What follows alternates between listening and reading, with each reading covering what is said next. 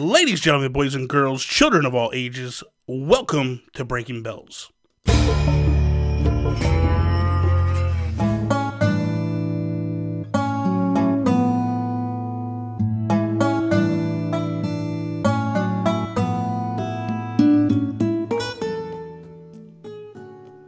What is up, everybody, and welcome to another episode of Breaking Bells. I am Bobby, the Nintendo Guru, joined by the greatest reviewer in EGM history, Mr. Chris Johnston. CJ, what's up, my dude? How you doing? Hey, Bobby, how's it going? Good to be talking with you once again. This is awesome. I love catching up with you.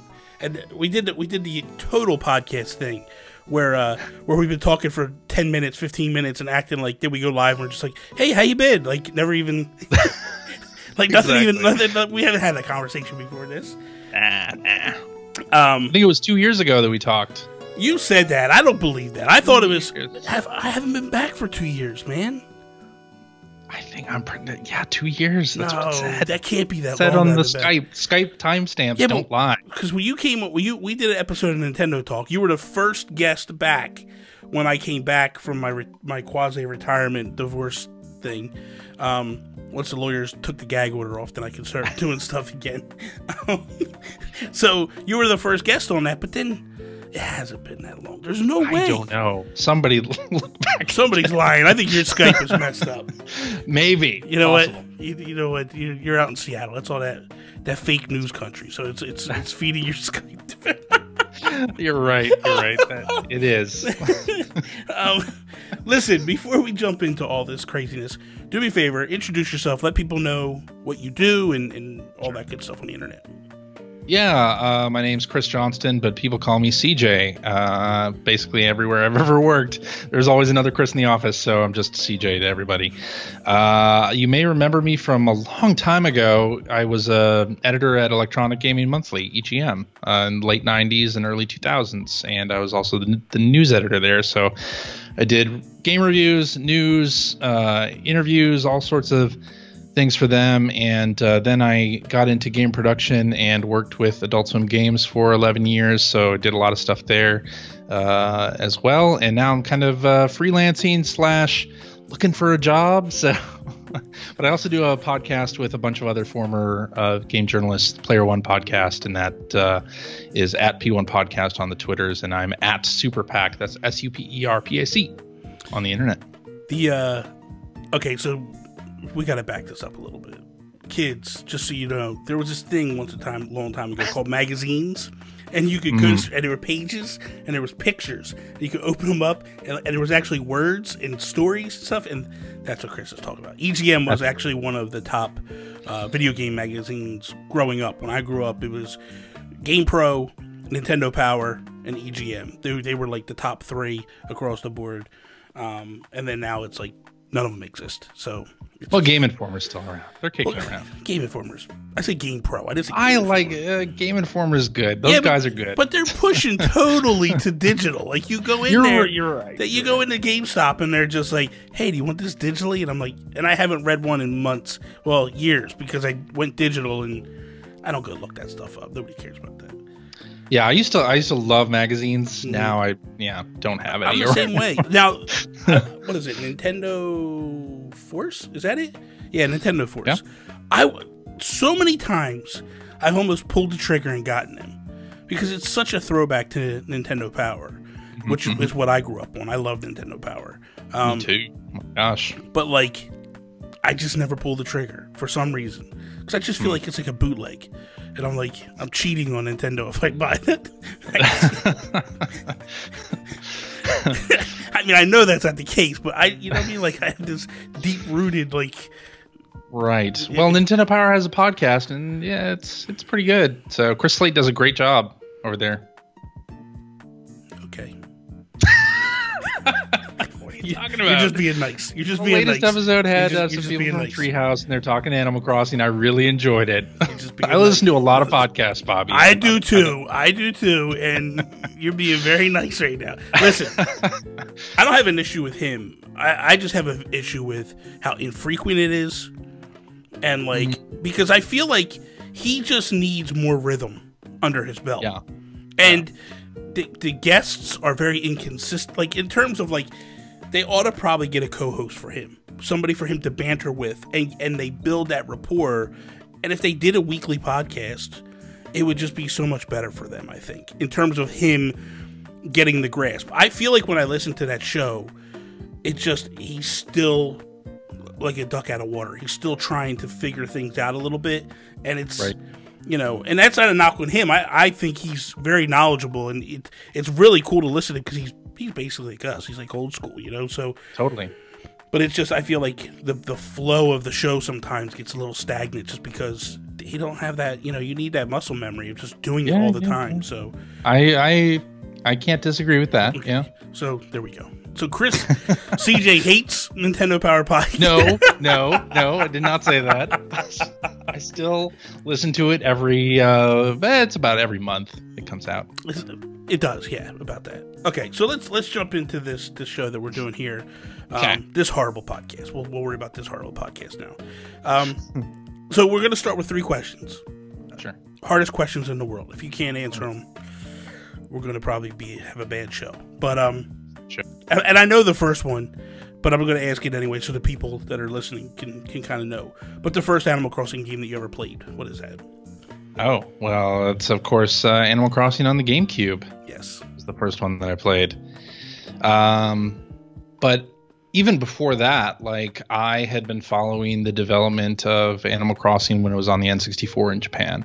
And I always thought it was a really interesting idea behind a game, like, because in Japan they described the genre as a communication game. Okay.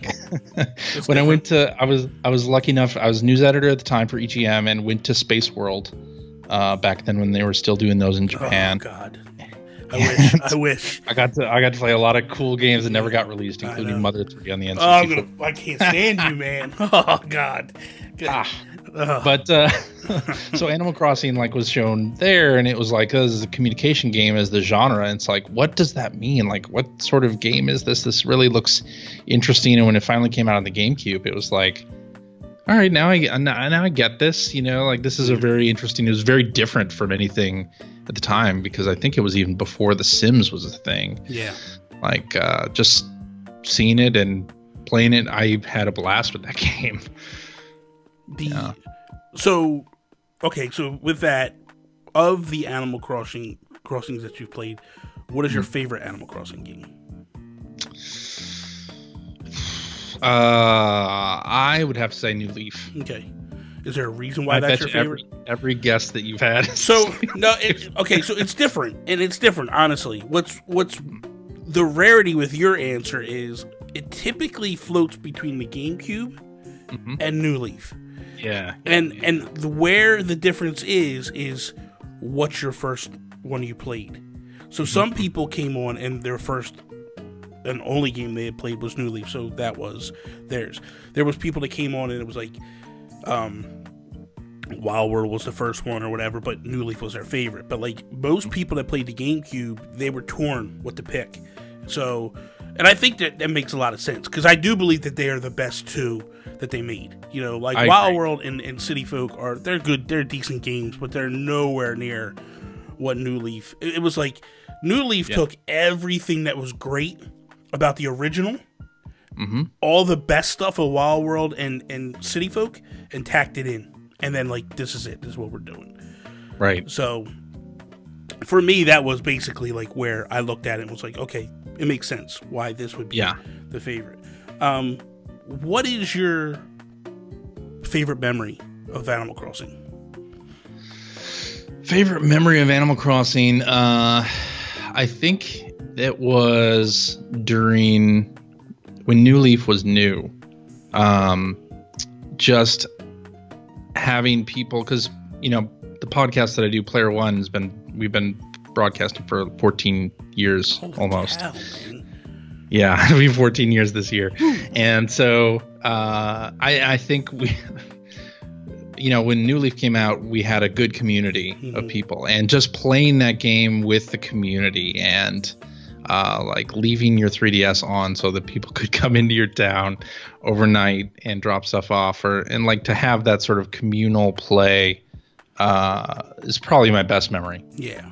Of an Animal Crossing. I mean, like that, and that's so yeah. such an important thing. Now that they've in New Horizons, you have 8 players can come into your town. It's going to be even more interesting than before. I'm going to lock it down. Nobody's allowed in. I'm going to be like, my town has the coronavirus. Nobody's allowed in. That's right. We're quarantined over here.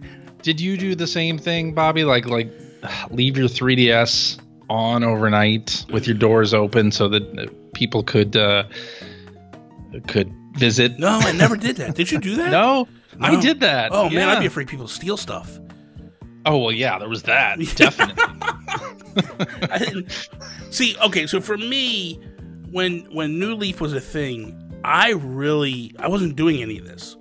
So I had no community. Yeah, but you were still part of the community, like. Yeah, but I wasn't like I had a small group of friends that we played together, but it wasn't like it is now. Like now it's totally different. Like now I have like a bigger community, a lot of people that are following, a lot of people that are hanging out in Discord and on Twitter and all that stuff, and come to the podcast and come to the streams. So it's a little bit different in that respects. And I love them all, but I would never leave my gates open for them. Like it's just, never. I mean, if I'm there, but not like I would go to bed and leave it open. Like that would scare me. I trusted my podcast community enough that they wouldn't do that. Wow, you're making me sound like a jerk here. I will say I did one time wake up and find that like someone had dug holes all around me, like multiple holes. That would to deal with that. Yeah, that would be and you know what? They're laughing the whole time, and you're just like, of course, you son of a. That would be my fear, because like when I played New Leaf, like I have strict rules, like need to stay on the paths, can't talk to my favorite villagers.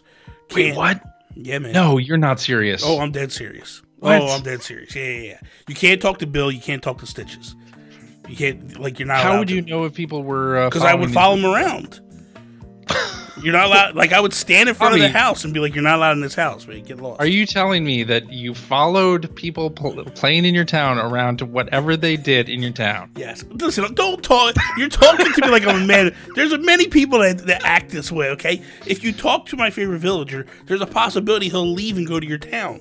We can't be having that, man. So that's number one. Number two, you stay on the paths because that's why they're there. They're there for a reason. I'm sorry.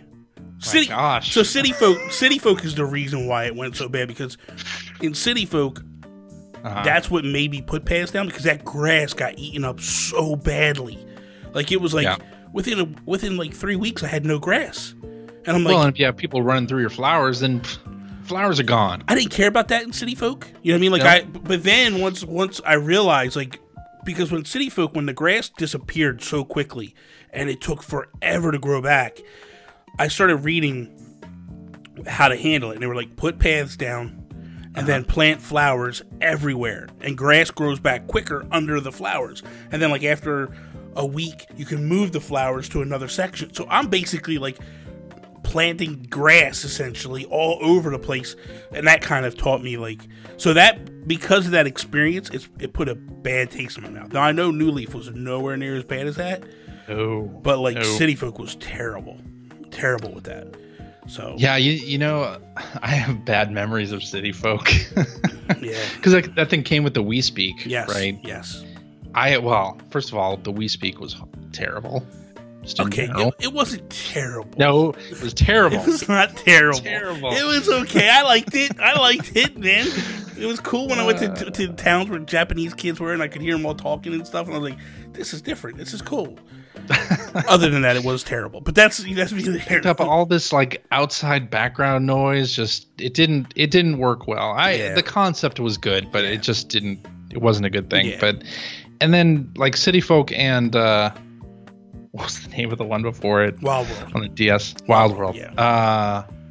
They just didn't. It didn't seem like enough of an upgrade from the GameCube one, which, you know, I loved. Yeah. It just didn't seem like it offered enough more. Well, okay, so Wild World comes out, and they basically strip that game down. They add more fish, they add more bugs, but then they take away holidays. They take away the multiple houses. You can only get one house, and you had to share that house with everybody that's there. Then, and then City Folk basically becomes Wild World 2.0, where they make upgrades to it. They add the city, and it's basically the same game essentially. It wasn't great. They even did this thing where they were like, "Hey, you could transfer your items, not all your items." Mm-hmm. You couldn't do bells. You could only do certain items. You could transfer them from the DS to the Wii, and so that's when I actually started playing Wild World. My problem was I burned myself out because I thought City Folk was going to be different, and it was so identical that I just burned out after like a couple months, and then I had to stop for a little bit. I stopped for like probably 2 months, and then I came back and started playing. And I was just then I really started to get back into it because I started to meet great people and hang out with people every day. But yeah, it was not a good game at all. Also I didn't like the perspective change. I mean, I know a lot of people who love the GameCube game have a nostalgia for the sort of quadrant based. It's like Zelda. It reminds you of Zelda. Yeah, it's like Zelda. But then, like, I thought with Wild World and City Folk, they just kind of went the wrong direction with the perspective on the game, right? Like a New Leaf fixed that the log. It just didn't work for me. and that's the thing. Like, there were so many things with it. There were such drastic changes. From the GameCube version that, like, I mean, dude, there was just little quirks about the GameCube version that were amazing. Like, dude, when you would go to, like, in the middle of the summer, Tortimer comes to you and like, hey, I'm going to take a vacation for a week. I need you to watch the light tower or the lighthouse. And go in there every morning or between these times and turn it on every single day. Yeah, it was like stuff like that, or like waking up early in the morning to exercise with Copper and them, and like it was like, this is pretty neat, you know what I mean? Like, there was little quirks like that were like, this is amazing. Yeah. And then you got to Wild World and City Folk, and it was like, man, this just feels so stripped down. Like the personality was gone. Exactly. Like, it was just like, this is nothing what I was used to. This is not what I love. Yeah. Even though a lot of the interaction, like going back to the GameCube game, you look at the interaction with the townsfolk there, it's not complicated. Like, it's not complex. Yeah. Like, you're usually talking about the same couple of things, but at the time it felt like it was complex. Yeah. And then when you had the sequel or the two sequels where it just didn't feel like it evolved from that, didn't feel great. Because Wild World felt like it regressed. And then, like, City Folk was an upgrade from Wild World, but it just, City Folk should have been, I feel like City Folk should have probably been more like what New Leaf was. Yeah. You know, like that type of, I mean, obviously you're not going to pull it off at that time because everything, but still they should have delayed City Folk and really did. So, and I think that's why it took so long for New Leaf to come out. Because if you remember, they announced New Leaf like as soon as the 3DS got announced. Yeah. And then it just disappeared for like 3 years. And it was like, dude, what is going on? I remember, no lie, I remember one E3, they did not talk about it at all. And I remember message boards and all, like, were just pissed. They were so angry because they were just like, did the game get canceled? They didn't even mention it. Like, just at least say that the game is alive. And it was like, they didn't even talk about it. It was just like, oh, this is bad. And then the other thing was that it came out in Japan like 6 months before the US. Yeah, that was another problem. It's like, oh, and at least we're done with that. Like, at least now this is coming out everywhere at the same time. Same time. Like, but I wonder also, like, if the whole Wild World City Folk thing wasn't because those were only 3 years apart.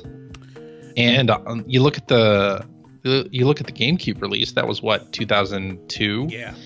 In America, and then 2005 is Wild World. Like, to me, like, the fact that they were so close to each other meant that, at least for me, I didn't feel like it was enough time. You didn't feel ready to go back. Yeah, like, and especially between Wild World and City Folk, I just, like I said, I was not ready to go back. And then, but by the time New Leaf came around, because I think it was like probably like 5-6 years after 2008 to 2012. So 4 years. 4 years. So you got a 4 year gap, and this is what, 8 years. Yeah, or close to 8 years. So this is like, I'm way ready now. Like I'm like, let's go. Like, come on. Like, back it up. Like, I want this one to give me another one next year. Like, let's. Yeah. Like, you know, you get it's to that point. Like, let's go. But I want to do this before we get into further conversation. Something very curious to me, because I read this today when you posted on Twitter, was you actually reviewed Animal Crossing on the GameCube. And like, I've done reviews, you've done a hell of a lot more than I have, but there's always this stigma where you are supposed to complete the game in order to put a review. So how in the world do you even tackle a review like this where the game isn't beatable? There's no end credits. There's no way to, like, there's no task per hand. So, like, how do you even walk into something like that? How does that review happen? Well, I think what you do is you play it as much as possible, because there is no ending. And in fact, I think in the review, we mentioned that. Like, all three reviewers mentioned that it's the game where you live life digitally and there's no ending. So there's no end game, no boss fight, no princess to save. Like, you're living in this world. That is the game. And that's how I approached it. And we just made it clear in the review that that's what this type of game is. So hopefully the people reading it would get that and then be able to decide whether it was going to be for them or not, because so many people do want that, where there's an end game. And Animal Crossing, I don't see it as that type of game in general. Like, when I play Animal Crossing, I don't know if you're the same way, but I don't go out to collect everything or like fill the museum. I try to, obviously, but I'm not like going to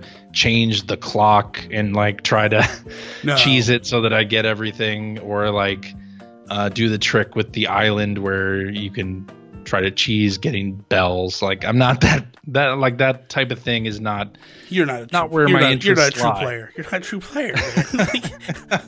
Well, there are people who do like to play that way. I am not that person at all. I don't time travel. Like, for me, I have rules. I never time travel. No time. That's it. I did in New Leaf, turn the island into a money-making thing, where I converted the island so that way, first I caught all the bugs that were available to me, and then I converted the island into a way that, like, I would go there at nights and I'd be able to catch beetles and catch sharks, and like that, and then I would just go back home and like rake in the bells. So those were the only things I did. But I was and am like an avid, I need to fill the museum. Like, that's what I go after. And there's a reason for that. Because if I fill the museum, because in the GameCube version in Wild World and City Folk, there was no like Critterpedia that we have in this game. Right. So there was no way to know, like, if you caught a bug, if you didn't catch a bug. So the museum was a way for me to know that, like, you have this, because it's in the museum. So that's more or less what I was doing. I mean, you buy the strategy guide or whatever, but you would always forget sometimes to put the stuff away. And, but, like, that was, because I was always going after the gold fishing rod and the silver net. Or, I mean, the gold net. And so that was always my tasks. So, yeah, I fill the museum. And I like to fill the museum with the fossils, too, because I used to like to walk around and look at this stuff. So, totally, yeah. And now I can't wait to walk around and look at stuff, because this thing looks I know it's gonna be good. Oh my god! This it's interesting because this is also the first Animal Crossing. So my daughter was born in 2011, so she missed out on New Leaf, and she is super excited about New Horizons. Like, we watched the Nintendo Treehouse Live stuff, we watched the Direct, and she is ready. She's counting down the days. That's amazing. Until Animal Crossing is available, and she's got her own digital copy. I think we're at 9 now, yeah.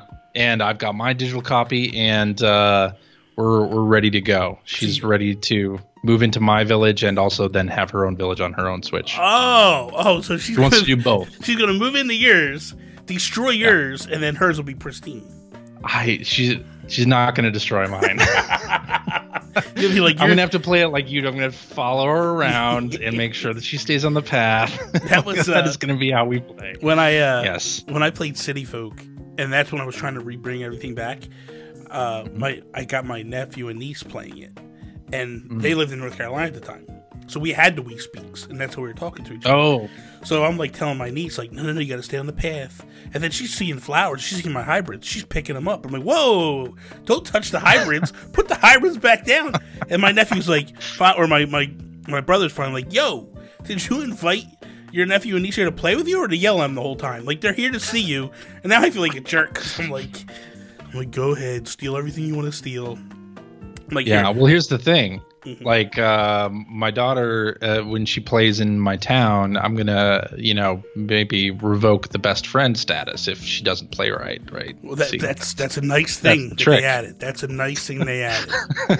See, now that might make me leave my gates open occasionally and be like, what, you guys can come and go as you please. Because with that, people can't do any damage, really. They can't take anything. This is nice in this version. Like, New Leaf, I was a little nervous because I had a lot of gold roses, a lot of hybrids. Yep. Like, my thing was decked out, and that would bother me, honestly, if someone came and stole my stuff in the middle of the night.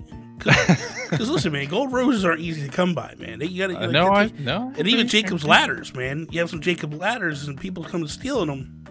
Yeah. That brings out the blood, man. Like, you can't. That's not what we play about. That's right. How much time do you typically put into an Animal Crossing game? So I tried to play Animal Crossing games very much like I think the original designers want them to be played, which is like an hour or a half hour each day for a long period of time, right? So I'm expecting that when New Leaf comes out, I'm going to play it a lot initially, but then I figure that I'll go down to half hour each day kind of. And, they have the sort of daily tasks that you get Nook Miles for. So, like, do those things. And then if I have, like, a goal that I'm working towards, then do that. And then, see where it goes. But hopefully, like, play it over a long period of time. And I did the same with New Leaf. Yeah. And the GameCube game, like, where I played them for a little bit each day. And I felt like that was the perfect cadence to play those instead of trying to rush things or like get the most out of it I could right away, because I feel like Animal Crossing's magic is more about having it be part of your everyday routine. It's the long play. It's not the short. I think I do the same thing. Like during the week, Monday through Friday, I used to find myself like just logging in every day, watering my flowers, doing the things, the essentials that you had to do, and then the weekends is when I would drop time in. Yeah. Like I would, if there was a fishing tournament or whatever it might be, like I might go in and really drop the time in on that. Yeah. Now here's my question about, and they haven't really said anything about this, but one of the things I'm wondering is if you will get any like Nook Miles or like special something for going into somebody else's town and helping them. So I don't know if you're sure you will, right? It would make sense. I would hope it would make a ton of sense, but I don't know because they haven't said. I mean, because here's the thing: whenever if you think back to the achievement system that they had put into New Leaf, right? Phineas would come to town. He was like the scout leader, and then like he would give you badges for doing things. If I'm not mistaken, there was some stuff about going to people's towns, like how many times you went to somebody's town, or how many times you allow people to come to your town. They were badges that unlocked. And then like I don't know about like trading. I can't remember if there was a trading thing as well. But yeah, there was all kinds of like different badges that you could achieve. And that listen, that's what Nook Miles is. Nook Miles is basically they're taking the achievement system and they're adding a reward system to it to kind of which I think is fantastic. I think it's amazing. Like I think I love that it's kind of a quasi money system before you actually start making money. Like it's awesome. Like I'm so ready for it. Have you played Farm Together? No, I saw you playing it.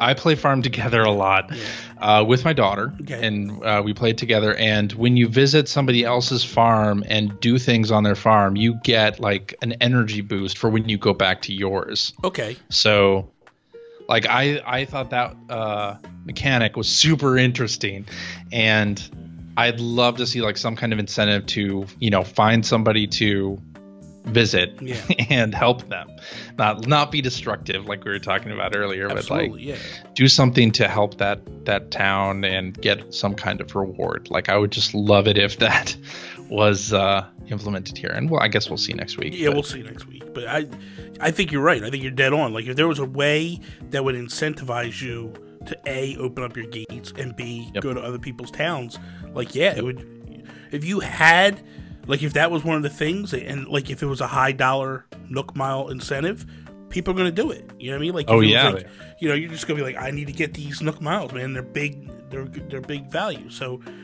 right. I can see or it like happening. go to an island that has 7 other players on it, like so that they incentivize you filling up your town with other players, or like taking pictures with 8 players in the frame or something like that. Like, yeah, it would just be fun. It would be cool. It would be cool. No, we don't have Street Pass anymore, so we gotta have something. Man, cool, I'm like praying that they just out of nowhere just be like, Street Pass is back. Like, they're not gonna. They're not going to. I know, man. But don't crush my dreams, man. I love Street Pass. I love it too. Street Pass. Listen. I went to New York City to Nintendo when it was Nintendo World Store at the time, and now it's Nintendo New York. But I went to Nintendo New York. I went to Disney World. Like, you want to talk about Street Pass heaven? Like, it was insanity. Oh my God. Like, yeah, man. So I would love, not so much, I mean, it was cool, but I loved the Happy Home Academy, where you would go up there and look at people's houses and buy stuff. It was like a home shopping network.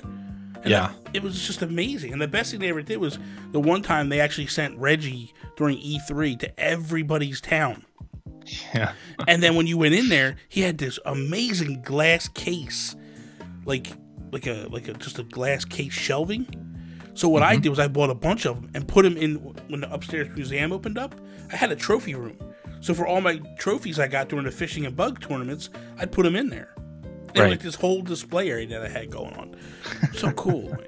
They haven't said if they're going to have anything like that in New Horizons yet, right? No. Because the museum has been very weird. Like, they've showed quite a bit of the museum, but there's a lot of stuff they're not showing. Now, on Monday, I had a girl named Great Fairy Carry on, right? And she was saying that she played at PAX East. And she said while she was waiting to shoot some footage of some stuff, there was a Nintendo rep that was kind of like manning the fort and being like, you can't walk in yet. And she said it was about 12 minutes she got to talk to him. And one of the things she said was, I don't know if you can tell me or not, which the minute you ask that question, you're not going to get an answer, but you're gonna get the Nintendo answer. You know what I mean? But like, and she was just like, there's so many people, so many NPCs that they haven't showed us yet. Like, are they all gone? And he just started laughing. He goes, we haven't showed you anything in this game yet. And like that answer makes me think like Breath of the Wild.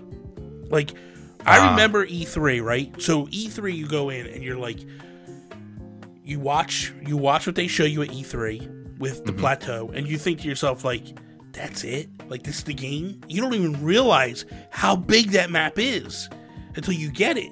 So it makes me just think that, like, man, could it be the same thing where what they've showed us has been very calculated? I mean, Nintendo is always calculated, let's be honest. Like, they're going to show you what they want to show you within reason. And I believe they're very good at trolling and just showing you enough to trigger your mind and lead you one way, and then like go, nope, we're just messing with you. Like, this is what it is. Because there's so many NPCs we don't know about. Yeah, I think that's interesting that you say that, because I remember when New Leaf came out, they gave reviewers a copy of that game like a month early, and people were playing it. I still have a few members of the press on my Switch friends list. I don't think I've seen anybody playing this yet. Nobody has. I think the first review just came out in Japan. Yeah, Famitsu review, right? Yeah, and that's not... Listen, for Nintendo games, that is not normal. Like, I am friends with a lot of influencers, like Rogers Base and Miss Click and Ray Strazdaz and all these people that, A, got like NES Classics early, got Luigi's Mansion early, got all these games early. They don't even have this game yet. And it's making me go like, this is weird. Like, the fact that like nobody's talking, like Game Explain isn't even playing it yet. Like, right. Or you don't know if they are. Well, could be under NDA. It could be, but usually they're all talking about that they're playing something. Like, you're typically allowed to say you're playing it. You're just not allowed to talk about like anything about it. I can't see Nintendo going like, here's this game, you can't even take a picture of it, or you like of the game case. You know what I mean? Right. Just seems a little off. And I hope that it's correct that we don't even know yet, because like, to me, that would be super exciting. And you know, what I'm hoping from this game, I don't know, you know, how you feel about the whole holidays as updates thing. I'm good with it. I'm actually very good with that. To me, like, looking at how Nintendo, and this is part of the same team that did Splatoon, right? So, like, I'm hoping, fingers crossed, that New Horizons ends up being sort of a game as a service in terms of, we're going to give you all of these updates, and you're going to have monthly content that nobody knew was going to be in this game every single month you play, so that, you know, the people who were doing the whole time traveling thing on the GameCube version or on Wild World, like, they're not going to be able to do that anymore. But we are going to keep this game fresh for a year or 2 years or whatever it is. Like, you know, like playing New Leaf, I played it for a long time, but it didn't have that, like, until the Welcome Amiibo update, it didn't like have that new thing that's like going to bring me back to it. And I feel like Nintendo with the Switch now, and they have that opportunity, right, to like really add to this thing. And I think that, so what I feel is that I love what they're doing with the holidays. And I'm not looking at it as a way that they're trying to bring you back. I look at it as a way they're trying to keep people from spoiling it. Because let's be honest. Let's be dead honest. You would get a day of people just playing, and then a day of streamers going like, we're doing Toy Day today. And it's like, come on, man. We don't need to see this yet. So I like that aspect of it. But I believe in my heart that Pocket Camp, it was just a testing ground for Nintendo. They go in, can we do these updates? How do people respond to these updates?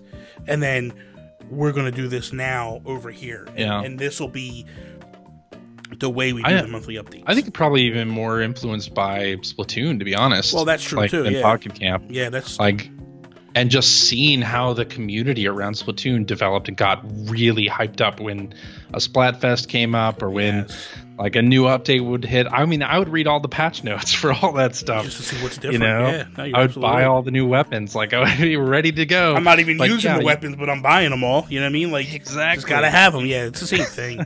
I think that if they can do a couple things, if they can, one, change the holidays. This is something that I've always wanted from Animal Crossing games, because I have been the person that's played over a year, because I literally will not time travel, but I have to catch every bug and every fish. Once I've done that, then I'm like, okay, I'm done. Now I just show up when I show up. It's weird. I have to play this game for a year. I have to get it all. But then when like I said, when it's done, it's done.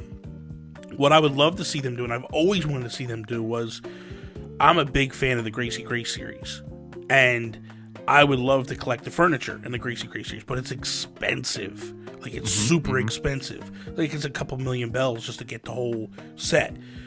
But I've always wanted them to treat it very similar to real fashion and real things, where, like, okay, you did your year, you did, like, each quarter you put out a new fashion design, but go beyond that. Like, I wanted to see them update that and be like, okay, Gracie has a new series for the whole year. Right. And I would love for them to go like, okay, we're going to add 4 more sets of things. Because let's be honest, this game is essentially the GameCube version, just additional things in terms of, like, furniture and all that. Like, the core furniture is all there. You're still going to get the modern set. You're still going to have the Astro set. You're still going to have the green set. You're still going to have the cabin set. Like, that stuff is all there. They've just compiled and added stuff on top of that.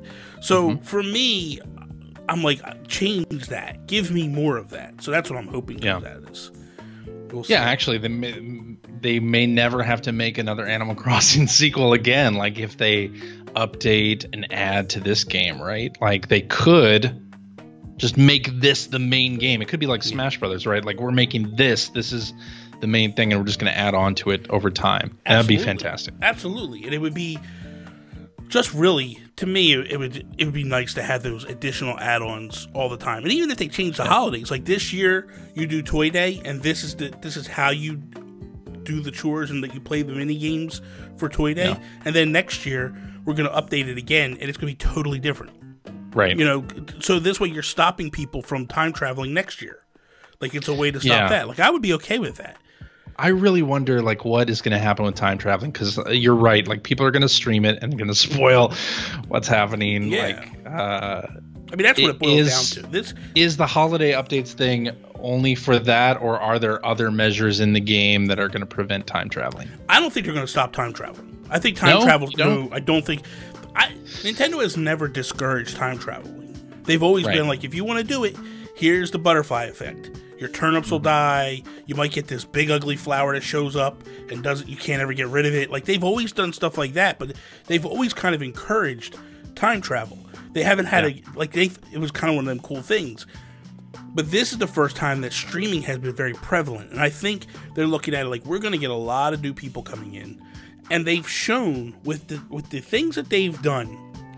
To me, they've shown that they are really going after trying to keep people from spoiling and cheating the game.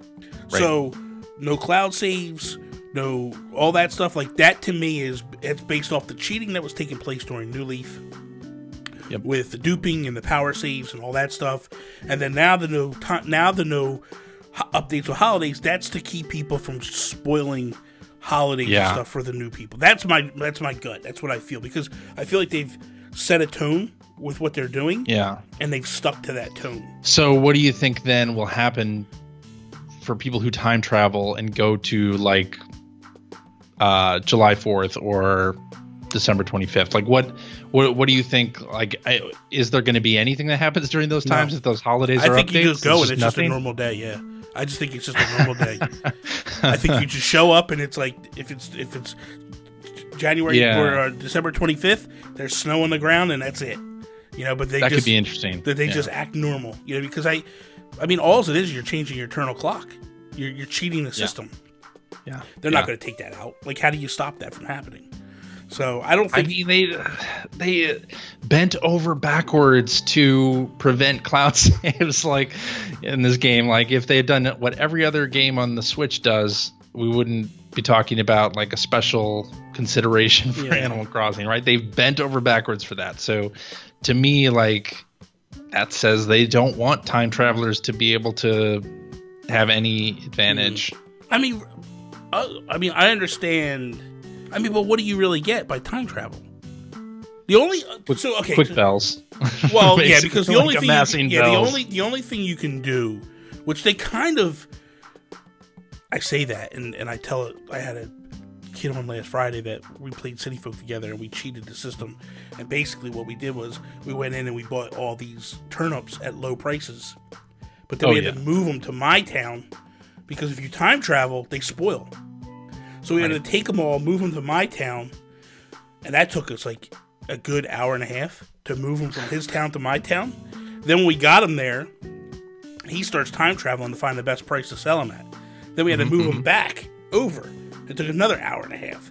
So it was like a good 4 or 5 hour process of us doing. I mean, don't get me wrong, we were Richard and Nook. If, you know, we'd have to worry about nothing again. Like, we were set. But, you know, at the same time, it's just like, yeah, I get it. Actually, you just reminded me of something. This will be really great with your community because you can probably, like, within your community, find out who has the high turnip prices that day and just, like... Oh, trust me. I'm going to have, like, in Discord, I'm going to be like, guys, if you have... Like, I want your turnip prices. I want to know it. Because I will buy turnips every day.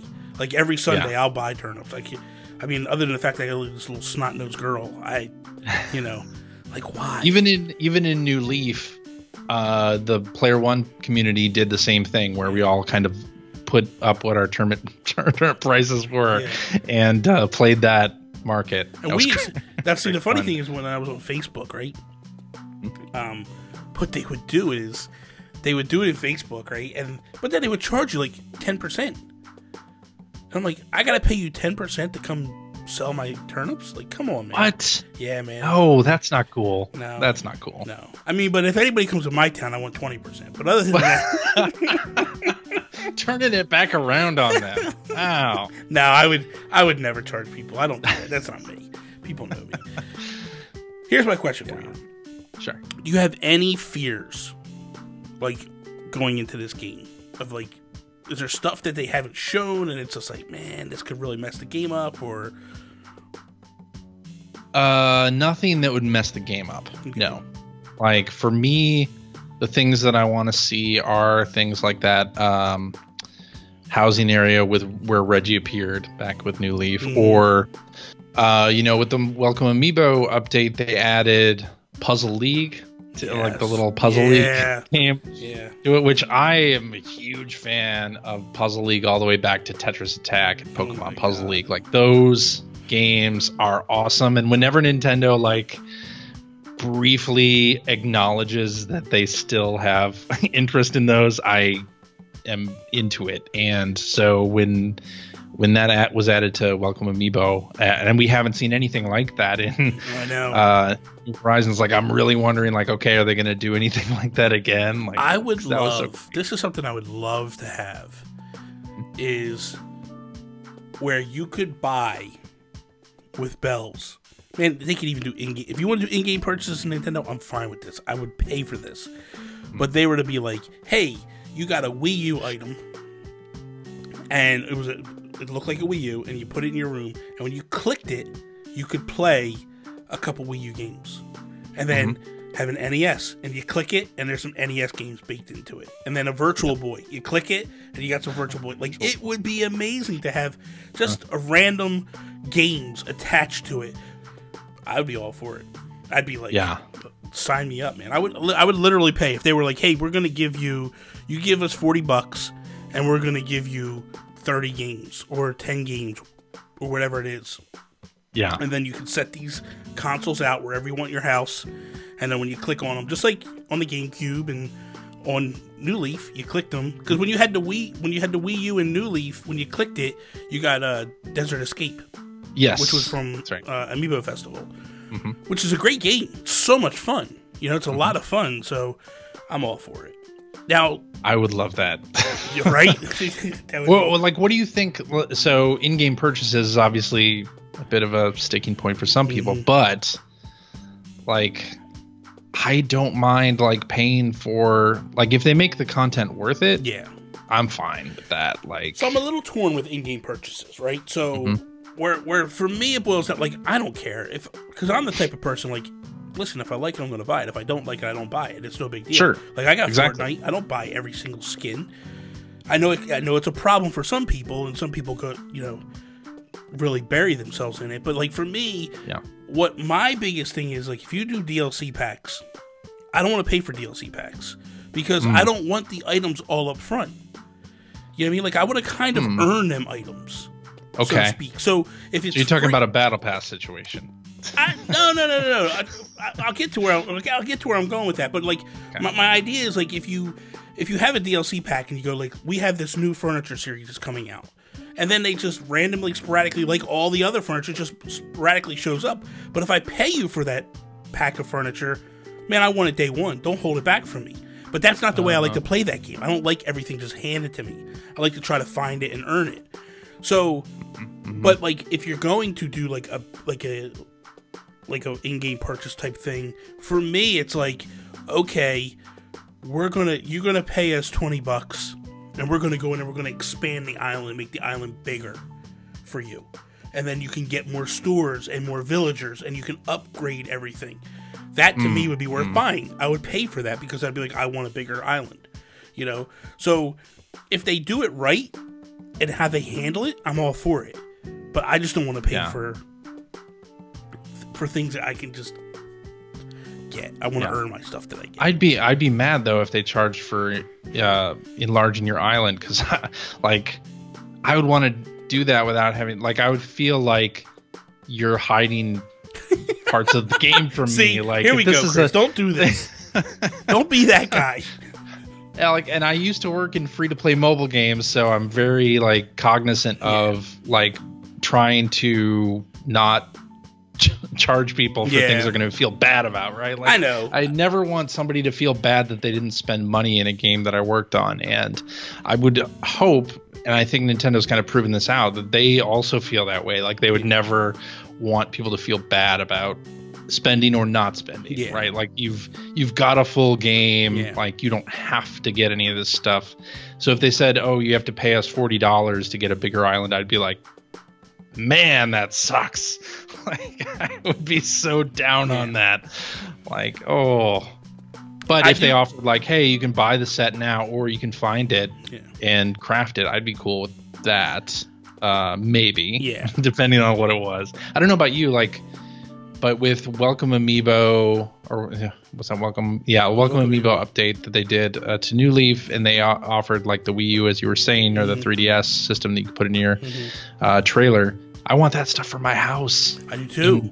New Horizons. I want to deck out the house like my house on the GameCube. Man. I had GameCube logo tables and like N64 logo tables and things. Like, I want that stuff. Give me all the Nintendo, like, I've said retro gear. I've been saying all along, the people that are watching are probably tired of me saying this, but I've been saying all along that I want them to unlock all the Amiibo, and I want, like, you scan, like with Mario Maker 1, you can scan in everything on Amiibo. Like, you scan in whatever, like, you scan in, like, Pikachu, you get, like, a Pikachu shirt or whatever, and, like, let me scan every single one in. Like, make that a free update, and then just go, like, hey, you bought these Amiibo, this is just another thing we can add on to it.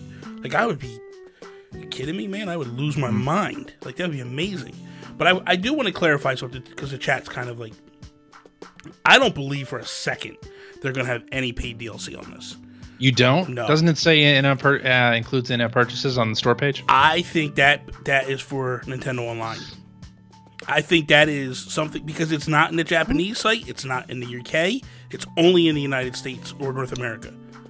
So my belief is that the ESRB said, like, hey, if you're going to have a way for people to buy Nintendo Online through the game, then you have to do this in-game purchases thing. Oh, okay. So that's what I believe the in-game purchases is all about. I do not believe at all that is, you know, little DLC type items or little add-ons. I think that everything they give us will be free updates.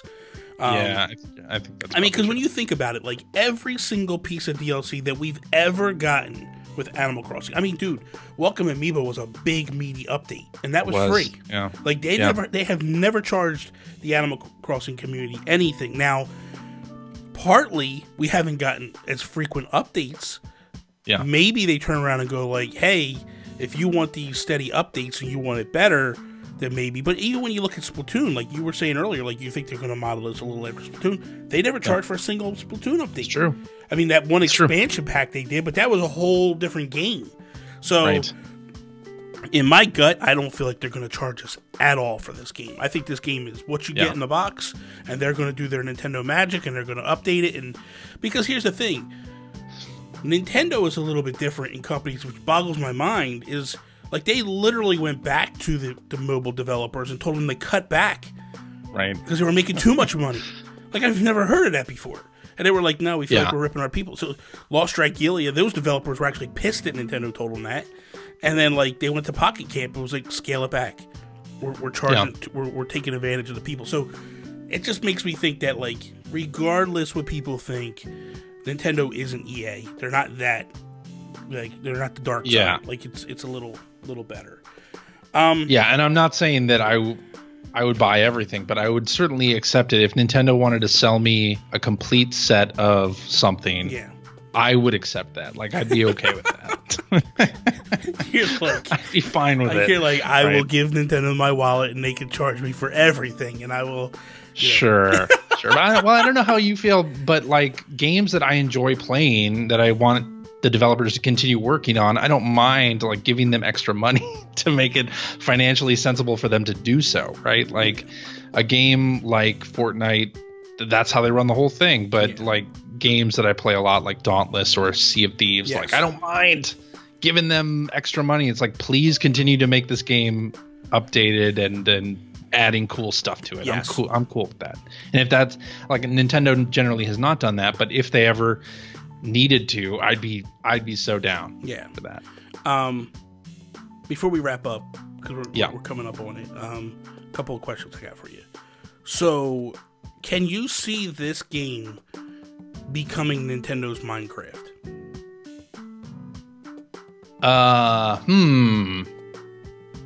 I think, well, it depends what you mean by Minecraft. Meaning just that game that like lasts for a very long time. They hit it with updates. Because I was saying this last night when I was recording with Kevin Austin, and I was saying like we were talking about like expansion packs. Like, man, if they were like, hey, we're gonna give you a Breath of the Wild skin, and in this skin, the villagers start wearing like Hylian garb, and like the grass and stuff looks like Breath of the Wild, right? And like if it was to give you a reskin like that and go, hey, this is $40, dude, I would buy it. I mean, 40 might be steep. I don't know that I would do that. Whatever. like I don't know what the price range is. I'm not a developer. I don't know. But like I would, if it was something like that, or like they were like, hey, we're gonna give you a Mario skin, and like the dirt looks like Mario, and the grass looks like Mario, and like you get the rolling hills and all that stuff. Like, I'd be all for it, and I'd be like, yeah. So that's when I think Minecraft. I think a game that lasts like a very long time. Yep. And they hit it with updates every now and again that like start to change the game a little bit and allow people to get creative with it. I think that's exactly what this is going to be. Okay. I think that's exactly it. Like, and I think you use Splatoon as the template, and it's the same, largely the same team, right? They know how to run a live game that has a community pulse to it. And Animal Crossing New Leaf, even though it didn't have those updates, it still had a community pulse with the various events. So you've got a game that's baked in to have that. Like they totally, like, this could be their GTA 5 where it just continues to top the NPD. Like that's what, and I guess that's what I'm getting at. Like, could you see this thing just like taking off and like 2 years from now that it's still #1 or still in the top 5, and it's like still selling gangbusters? Like, because I absolutely think so. Yeah, I mean, because we've seen that with other games like that Nintendo does that aren't even made to be played as seasonally as Animal Crossing is, right? Like, so I definitely see this as being their forever game, or like for the next 4 years. They're going to be running Animal Crossing, and we're going to be along for that ride, and they're going to update it. And part of that too is that Welcome Amiibo update 3 years after New Leaf came out, like out of nowhere, they made all those changes to it. Yeah. Like I think they want to run it that way too. Yeah, I do too. Fantastic. I agree. Last question I want to ask before we wrap up here. Yeah. You get the game, you do the tutorial, you craft your first item. Flimsy axe. Okay, so that's what you're gonna craft the flimsy axe first. Okay, probably. What does Chris do? What's the first thing you want to go do? Chop down more trees. No, like, I don't know. Like, I don't know. I just want to see what the game offers me to do at that point, right? Like, and I hope it's not a linear progression. I hope I can do anything at that point. I think we'll be able to start. Yeah, I think we'll be able to bounce off and do what we want to do. Because Animal Crossing, like at the beginning, it's sort of a very structured experience for everybody, sort of. And I'm wondering if New Horizons is going to be that way. I hope it's not. I think the tutorial out the gates will be. Yeah, because they're going to want to teach the new players what they're doing. They're going to want to teach how to craft and do stuff like that. And like, I think the beginning is like, hey, go get me 3 softwoods, and then like, hey, craft this, and then like, hey, go do this. And it's like, okay, go have fun. Like, I think that's going to be kind of, because they're going to try to teach you the progression of the game. Like, go show the idiot where you want to put his tent. And you just grab whatever animal it is and then like drop his tent someplace or something like that. You know, I think that's my question then too is, so how quickly do things appear in the town? Like, you know, the museum. I think as quickly as you want it to appear. Really? Well, I think it's one of those things that, like, when you think of, like, when you just think of New Leaf, right? When you accumulate so many bells, when you spend so many bells, right? Yeah. You can upgrade the Nook store. Like, but that still took, like, you know, a couple days of playing for that stuff. I mean, I don't think you're going to be able to upgrade a bunch of stuff day one. I think it's going to be a slow progression, but if you're on top of it and you're really pushing hard, I think you can unlock. Like, look, I'm going to have Nookingtons after 3 days. It's just going to happen. That's going to be the thing you're going to focus on. I would be like, Nookingtons, we got to have Nookingtons right now. Wherever you're ready to go. We're gonna build this thing. Golden shovel. Exactly. I need it right now. Right? Exactly. Yeah. Exactly. Like, I think, I'm going to buy everything that I possibly can. Exactly. Yeah. So, all right. With that, Chris, real quickly, thank you for coming on. Thank you, Bobby. I appreciate this. Was great. This was fantastic. This hour blew by. I looked down. I'm like, oh my god, man, we're almost done. It's crazy. It's crazy. Real quickly again, just let people know where they can find you and all that good stuff. Sure, I'm on Twitter at Superpac. That's SUPERPAC, and co-host I guess I host, but also with some co-hosts, the podcast called the Player One Podcast. And you can find that on Twitter as well at P1 Podcast. That's the numeral 1. And for myself, you can find me Instagram, Twitter, and over here on Twitch at Nintendo Gurus. For now, that is all. Peace out, Preston.